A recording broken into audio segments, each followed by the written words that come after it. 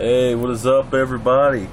RJ back with another video, and today I'm gonna give you guys a DVD review. That's right, I haven't done one in a while.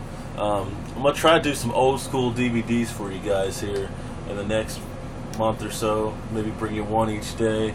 Today, Armageddon 2002. This took place on December 15th, 2002. One of my favorite main events ever, honestly. I love the main event for this being Shawn Michaels versus Triple H with Ric Flair in his corner, Evolution style days. This pay-per-view, not every match was great, just like most pay-per-views, but the main event was phenomenal.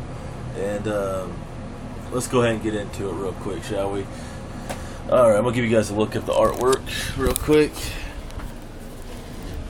As you see there's the Heartbreak Kid himself, and there's Triple H, and then the SmackDown main event, which is Big Show versus Kurt Angle.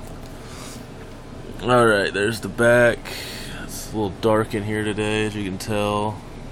Special features include 5 exclusive interviews, ones with Angle, Edge, the Dudley Boys or some crap like that, and I mean, special features aren't that great. It does have the number one contenders match from SmackDown on 12/5/2002, which was Chris Benoit,